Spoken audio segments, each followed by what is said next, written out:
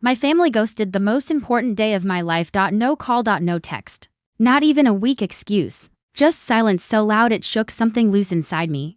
Then my company's valuation hit the news. My name started trending. And suddenly, my phone buzzed with a text from my father, cold and scripted like a court summons. Family dinner. 8 p.m. We need to talk. I stared at that glowing screen and felt something click into place. Not hope, not fear. Something sharper, because I knew this wasn't about making peace. This was about them finally paying the price. I was still at my desk when that message came through. The city sprawled behind the glass like scattered diamonds on black velvet. Papers covered every surface, plans, projections, contracts, but for once, none of it felt crushing. It had been a brutal climb to get here, years of sleepless nights, borrowed workspace, mornings when I'd wake up with keyboard marks pressed into my face, and now my company's worth had made headlines. People were talking, investors were circling. For the first time in forever, the world finally saw me, but my family? They'd always seen something else entirely. My father, William, loved reminding me that real business meant buildings and land, not silly digital projects. My mother, Catherine, preferred pretending my work was just a hobby I'd eventually abandon. Stefan lectured me like he'd climbed some mountain of wisdom he'd never even visited. And Oliver mostly filmed himself and waited for the universe to reward him for breathing. So when that text arrived, family dinner, 8 p.m., we need to talk, I knew it wasn't about me. Not really, it never had been. Still, something in me wavered. A small, fragile piece that remembered being 21, standing in a cramped dorm room, clutching a worn textbook while waiting for a good luck call that never came. A piece that remembered sleeping in my car when rent was due, and my parents said the struggle would build character. A piece that even now, after all the headlines and handshakes, still wondered if showing up just one more time might finally rewrite the ending. But hope can become a dangerous addiction. I closed my laptop and grabbed my jacket, the plain one I wore to family gatherings. Because blending in was easier than explaining myself, the luxury SUV stayed hidden in the garage. Instead, I took the old sedan with the cracked steering wheel and broken AC, the one they recognized. Looking humble kept them predictable, and predictable people make mistakes. Driving to the country club, memories kept surfacing, each one a quiet reminder of where I stood in their hierarchy. The graduations they skipped, the holidays where they barely showed up, the way their attention always drifted toward whoever shined brightest in that moment. And the way I'd learned to make myself smaller so their disappointment wouldn't feel so massive. But tonight felt different. Tonight I wasn't walking in hoping to be seen. I was walking in, knowing exactly who they were. The country club perched on a hill at the city's edge, lit up like it was desperately trying to prove something. I pulled in behind a row of pristine cars, sleek machines in colors that screamed money even in darkness. My sedan groaned as I shut the door, and I let my hand rest on the roof for a moment, steadying myself. This place had always felt like neutral ground, but not tonight. Tonight it felt like a stage built for a performance where I already knew every line. Inside, marble floors echoed every footstep. The air smelled like citrus polish and old wealth, a scent I recognized from childhood events where I hovered at the edges of conversations I wasn't invited into. A young valet nodded at me, then glanced past my shoulder as if expecting someone more important to appear. I kept walking. As I approached the private dining room, I heard their voices before I saw their faces. Laughter that rose too fast, to rehearse, the kind that fills silence instead of joy. When I opened the door, they all looked up at once, caught mid-performance. My father stood first, smile stretched to wide, arms open like I'd just returned from war. Natalie, finally, my mother followed, kissing my cheek before immediately pulling back with a frown. You look exhausted. Are you eating properly? Stefan smirked from his seat, swirling wine in his glass. Oliver barely lifted his eyes from his phone. I sat down, one chair separated from the rest, as if they'd planned it. Maybe they had. The conversation started with typical family small talk, thin, surface level. So polished it felt like being stabbed with a butter knife. They asked about my little company, my busy schedule, all with tones suggesting they were humoring me. I nodded, answered politely. Let them perform whatever version of themselves they thought would soften me up. Then Stefan leaned back, eyes narrowing. So your name made the news today. His voice carried a hint of admiration, but mostly calculation. My father chimed in, yes, quite the attention grabber, must be exciting. He said exciting the way someone else might say inconvenient. And that's when it happened, the subtle shift in the air, the moment their performance slipped. My mother exchanged a glance with William. Stefan cleared his throat the way he did before launching into a pitch. I felt it instantly, that tightening under my ribs. The instinct honed over years of walking into traps I didn't recognize until they already snapped shut. My father leaned forward, fingers pressed together. We actually wanted to discuss something important with you tonight, Natalie. There it was.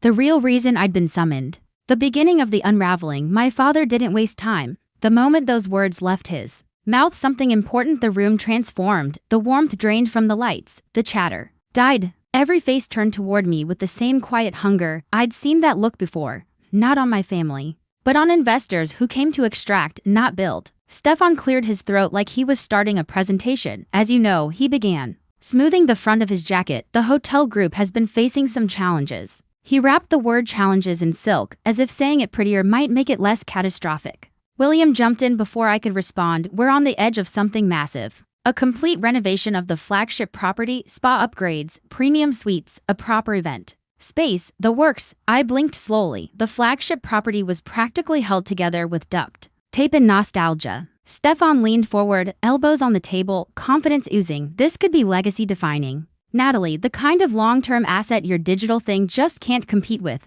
Digital thing. Adorable. My mother reached over, placing a hand on my arm with soft, trembling fingers. Sweetheart, this is a chance to be part of the family's future. To give back. We supported you for so long. It feels right, right? Of course she'd say that.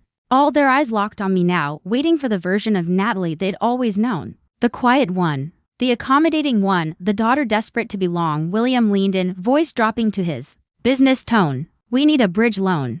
Just $2 million. You've got access to capital now. New connections. Status. He said status like it was a tap I could turn on for them whenever they pleased. We'll pay you back with interest, Stefan added quickly. Once construction financing comes through. This is your chance to buy into the family's empire. Empire? I almost laughed. But I didn't. I stayed still, observing the sheen of sweat forming on my father's forehead. Stefan's restless hand on his glass, William's too bright smile. Oliver finally looking up from his phone. Attempting a supportive nod he hadn't earned. There was a time I would have crumbled under all this. A time when my family's approval felt like oxygen. A time when I mistook their neediness for love. But I wasn't starving anymore, and I wasn't theirs to feed on. I placed my napkin on the table, smoothing the fabric with deliberate care. So I said, my voice steady. You skipped the biggest moment of my life, but you're here for this. No one spoke. The silence pressed against my skin like heat. My father's jaw tightened. Don't be dramatic. This is about family, family. The word landed like a stone. I met his eyes, calm, unflinching.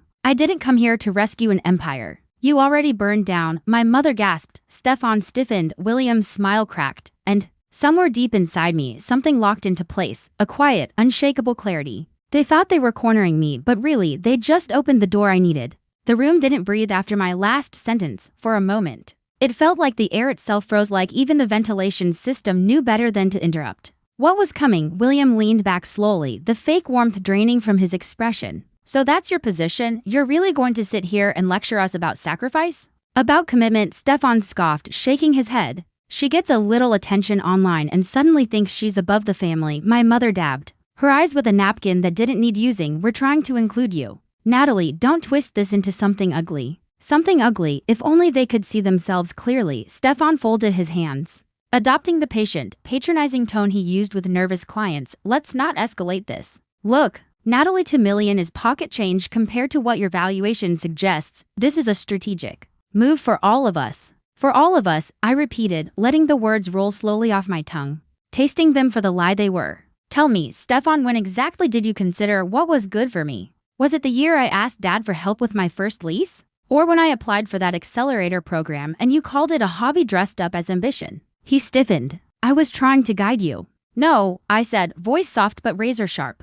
You were trying to keep me in the box you built for me. But I stopped fitting a long time ago. William's fist tightened around the stem of his wine glass. We didn't come here to dig up old grievances. We came here to build something real. Something lasting. Something lasting, I echoed. Like the hotel roofs that keep leaking? Or the broken heating system at the downtown property? Or the mounting maintenance bills you haven't paid in months? Silence cracked through the room. My mother's face went pale. Stefan straightened in his chair. William blinked hard. How would you know? I pay attention. I finished for him. I always have. You just never paid attention to me. Oliver, surprisingly quiet until now, finally set his phone down. Natalie, what are you saying? I looked at him, then back to all of them, that you're not looking for an investor. You're looking for a lifeline. Stefan's polite mask slipped. That's an outrageous accusation. I reached for my bag, calm and methodical, like someone unwrapping a truth they'd rehearsed revealing. I came tonight because I wanted to hear what story you were going to tell. And you didn't disappoint. Same script, same guilt, same entitlement. Stefan leaned forward. Stop being dramatic. If Dad says the properties are fine, they're fine. Are they? I asked. I placed a folder on the table, plain, unmarked, heavy. I showed up with the one thing you never expected, I said quietly. The truth. William's eyes narrowed. What is that? But before I could answer, the door opened. Elena stepped inside. She always carried herself with quiet precision, pressed blazer, steady posture, eyes that missed nothing. But tonight, there was something sharper in her presence, purpose. She walked directly to me, ignoring the stunned faces around the table. Everything's been finalized, she said. The transfer is complete. My father stood up so fast his chair scraped the floor. Transfer of what? Elena placed a stack of documents in front of me. I slid them toward him. Your hotel group, I said. Your debt, your outstanding payments, your property obligations, all of it. Stefan's voice cracked. That's impossible. The bank hasn't. The bank sold the debt, Elena cut in, her tone even, last week, to a private investment entity. William's face crumpled in confusion. What entity? I met his eyes. Mine. The room ruptured, not with sound, but with the absence of it. An implosion. My father's mouth opened and closed like his brain couldn't form words fast enough. Stefan pushed his chair back, shaking his head. Oliver whispered something under his breath that sounded like a prayer or a curse. My mother finally spoke. Natalie, what have you done? What you forced me to, I replied. You wanted me to invest in an empire, but there is no empire, there's only debt.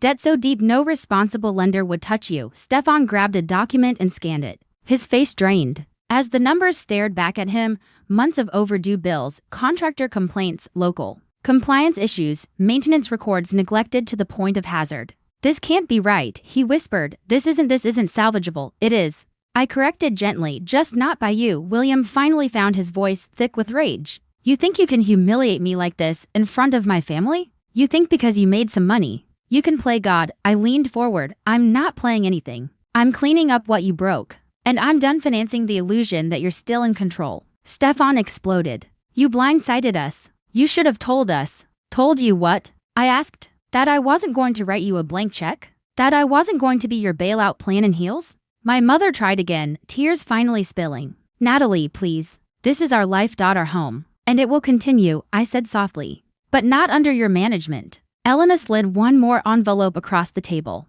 My buyout offer, I said. 300,000. Clean. Rounded. Enough for you to start over. More than the equity was worth. More than you deserve. William stared at it like it was a trap. I'm not taking your pity money. It's not pity, I said. It's severance. He slammed his hand on the table. You are no daughter of mine. For the first time in my life, those words didn't land like a wound. They landed like release. I stood, smoothing my jacket. You're right, I said. I'm not the daughter you wanted. I'm the daughter you made. Stefan demanded explanations. William muttered about legal challenges. Oliver swore softly under his breath. But my father just stared at the documents. His world shrinking as he realized this wasn't a negotiation. I stepped back. Letting the noise swirl around me, they were unraveling, grasping, blaming, shouting, exactly as I knew they would. Elena opened the door for me, before leaving. I looked at them one last time, not with anger, not with triumph, with certainty. I didn't come here to save your empire, I said. I came to end my part in it.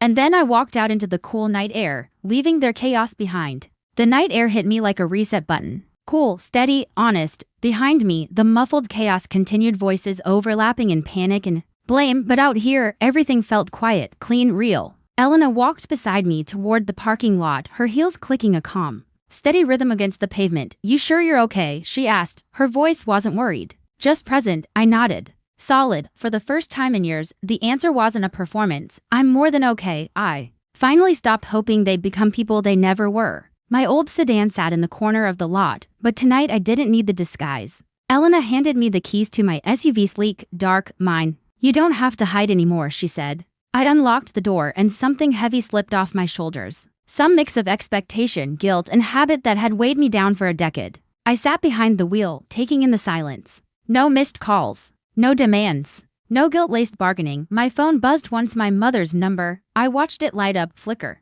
then fade. I didn't answer, didn't even hesitate. I blocked it, letting the number vanish the same way their version of me finally had. As I pulled onto the main road, the city stretched to headlights, blinking like tiny invitations to a life I hadn't allowed myself to imagine. Not one built around rescuing people who never intended to show up for me. For the first time in my adult life, the future didn't look intimidating, it looked open. And I was free to walk into it. Without asking anyone's permission, they always told me family was forever, but sometimes forever is just the length of time you allow people to hurt you. Walking away from that country club, I realized something simple and sharp: love isn't measured by blood. It's measured by how people show up for you. And mine only showed up when they smelled opportunity. So if you've ever had to choose yourself over people who kept taking from you, know this: you're not selfish, you're surviving. If this story hit something in you, tell me where you're watching from.